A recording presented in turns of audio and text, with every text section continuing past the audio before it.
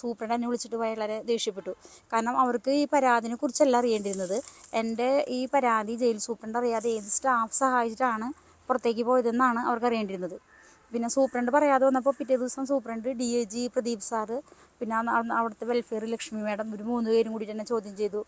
DAG എന്നോട് സ്റ്റാഫിൻ്റെ പേര് പറയാത്തത് കാരണം ഞാൻ ഇനി ജയിലിൽ നിന്ന് ഇറങ്ങില്ല, ഞാൻ അവിടെ തന്നെ കിടക്കുന്നൊക്കെയാണ് അയാൾ എന്നെ ഭീഷണിപ്പെടുത്തിയത്.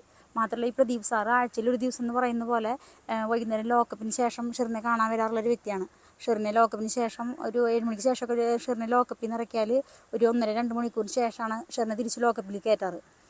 അതിനുശേഷം ഒരു മാസത്തിന് ശേഷം ഞാൻ ജാമ്യത്തിൽ ഇറങ്ങിയതിന് ശേഷം അന്നത്തെ DGP സെൻകുമാറിന് ഈ വിവരങ്ങളെല്ലാം വെച്ചിട്ട് ഞാൻ പരാതി അയക്കേണ്ടായി. അപ്പോൾ സെൻകുമാർ സാർ എനിക്ക് തിരിച്ചൊരു നോട്ടീസ് അയച്ചത് ടെക്നോളജി ജയിലിൽ അന്തേവാസികളെ അപമാനിക്കുന്ന തരത്തിൽ ഞാനൊരു പ്രസ്താവന നടത്തി എൻ്റെ പേരിൽ നടപടി എടുക്കുന്നുണ്ട് സാർ അയച്ചു. അപ്പോൾ ഞാനതിന് തിരിച്ച് വിവരാവകാശം വെച്ചത് എന്താണെന്ന് വെച്ചാൽ ഷെറിൻ കാനോലിക്ക് ജീവപര്യന്തം ശിക്ഷയോടൊപ്പം തന്നെ 392 എന്നൊരു വകുപ്പ് കൂടി ഉണ്ടായിരുന്നു. അതായത് റോബറി, ഒരു റോബറിക്ക് വേണ്ടിയുള്ള കൊലപാതകം എന്ന് പറയുമ്പോൾ അതിൽ പരോള് 2-3 വർഷത്തേക്ക് കൊണ്ട് തടയുന്നുണ്ട്. കാരണം ആ 392 പ്രകാരം ശിക്ഷിക്കപ്പെട്ടിട്ടുള്ള കാലയളവ് കഴിഞ്ഞിട്ട് പരോൾ അനുവദിക്കാൻ പാടുള്ളൂ എന്നാണ് ജയിലിൽ പ്രസന്റ് റൂൾസിൽ അങ്ങനെയാണ് പറയുന്നത്. അപ്പോൾ അതേസമയം ജയിലിൽ 1 വർഷത്തിനകം ഷെറിന് പരോൾ അനുവദിച്ചിട്ടുണ്ടായിരുന്നു.